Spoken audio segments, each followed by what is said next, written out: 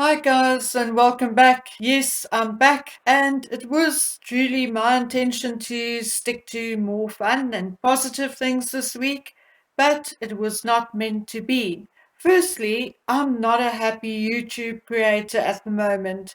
As you know, I had my share of harassment and bullying, but other than the odd video or two in which I mentioned it, generally, I choose to ignore and handle it in private or via the correct authorities.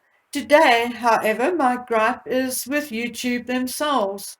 I know this happened to Pauline Just Living and even channels not talking about the Harkles.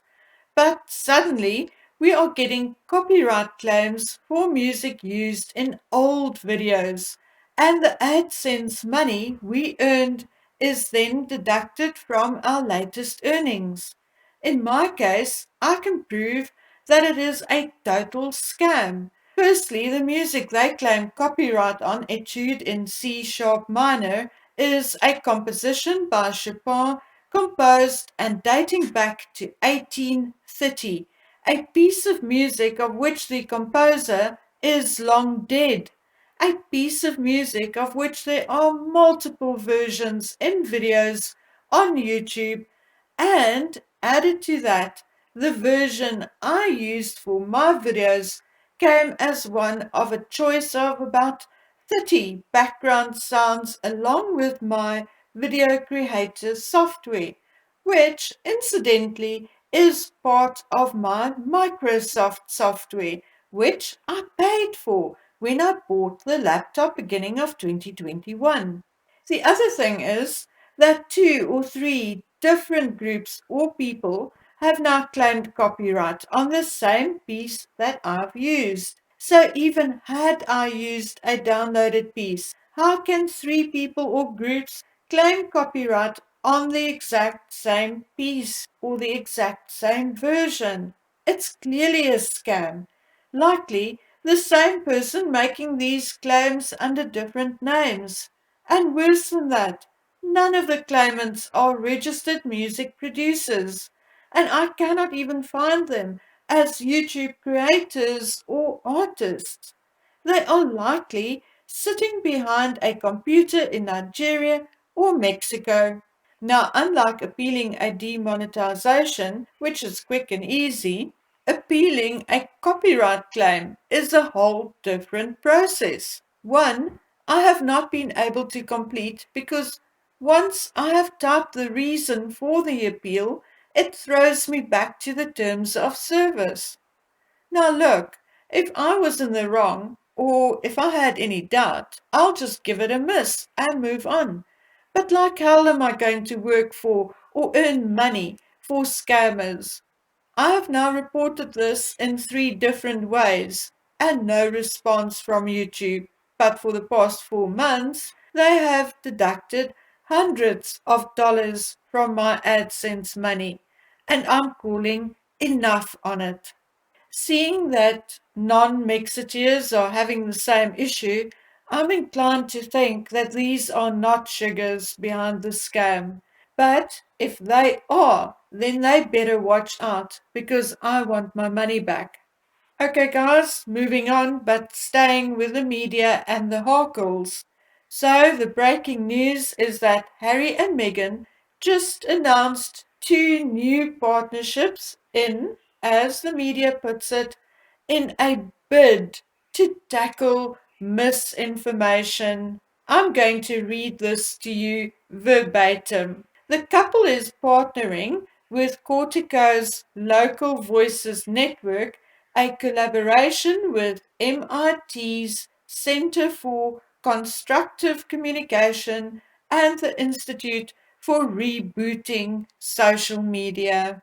Meghan and Harry said they are looking to create an online community rooted in equity, safety, participation, and belonging, saying they don't trust basic information. Now, my dears, this is ticking me off in a big way.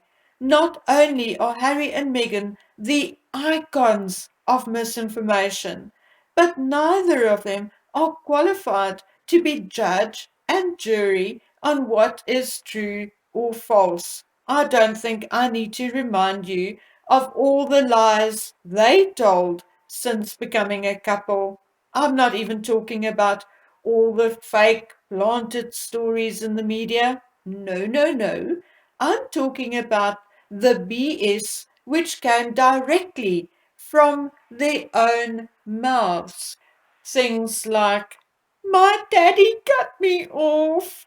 And then daddy's financials proved otherwise. They took my passport and keys. But oops, I traveled the world. I had nothing to do with finding freedom. Oops, I forgot about those emails to Jason Nav. Oh, and someone in the royal family asked about our baby's skin color, but that someone is nameless. And I remember it as happening when I was pregnant, and my husband as happening before we even got married. Oopsie daisy. Do I need to carry on? I don't think so. I have dealt with those lies in previous videos numerous times. Both Meghan and Harry have lied to the royal family, lied to the public, lied to the press, and even had the gall to lie to a United Kingdom court. For Pete's sake, Meghan has a court case pending because she lied about her own sister and father. Yet they are now chosen to monitor and police us on social media? How dare the words safety and belonging even come out of their mouths when it's their fans who are threatening everyone else? And when I say threaten, I don't just mean threaten as in threatening to take our accounts down, but some of their fans have no qualms to openly and brazenly threaten our lives on this very same platform and elsewhere. Even saying things like, our children will never grow up, and bragging about owning weapons. I'm sorry, I do not wish to belong to any group of people who are that horrendous. I have a temper befitting my Scottish heritage and the little red that was in my hair, but I have never threatened anyone's life ever, and am not going to start doing so now. Yet they, Meghan and Harry, who are, by the way, fully aware of their fans' actions, want to start policing me and you? And these groups or organizations are going to give them the tools and platform to do so? You must be kidding me. I looked into Cortico, and basically what I found is that they have a platform with recorded conversations, small group conversations, they call it, which they then analyze via AI or computer. And they also do surveys and the like on various opinions that come up in conversations. They then identify patterns of speech and themes in conversations and do speech analysis, etc., etc. They then share, or shall we say, sell this information to community leaders, policymakers, media, etc. In other words, what they basically do is they spy on and analyze opinions brought out in conversations.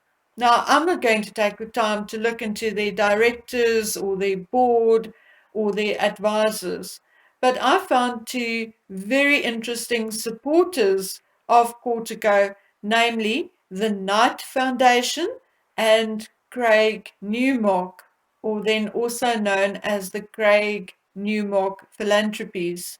Now, the Knight Foundation was launched in 1950 by media mogul brothers John and James L. Knight, and is now among the most powerful media institutions in the United States and the 49th largest foundation in the world. The Knight Foundation touches every aspect and all areas of journalism and the media as a whole, be it public or social media, newspapers, colleges, tech startups, museums, libraries, independent local news publishers, etc. But it is also interesting how the Knight Foundation make or generate its money. Their endowment of 2.4 billion is invested in corporations, hedge funds, and index funds through money management firm Cambridge Associates. And those investments generate $100 million annually. However, we must also realize that Knight's dollars are invested in market dominating firms like Facebook, Google, Amazon, etc. Now, Craig Newmark, in short, is the founder of Craigslist. And as you know, Craigslist is an online marketplace which notches about 50 billion page views per month.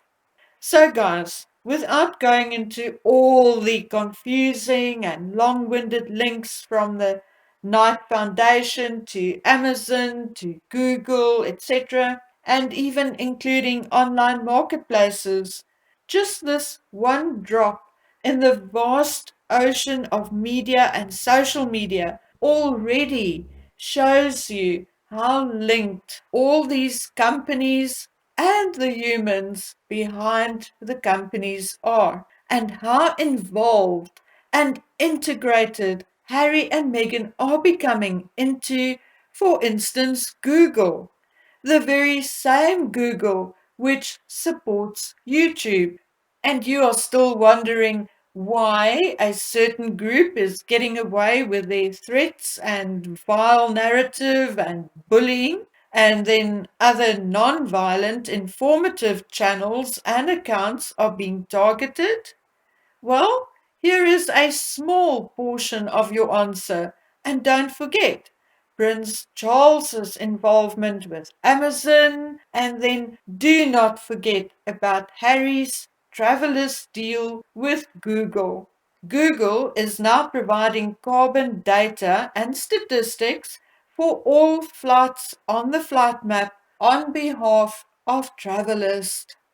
Now, knowing Harry and Meghan's lack of appropriate education, their mental health issues, their propensity to telling lies, how do we explain their involvement in all of this?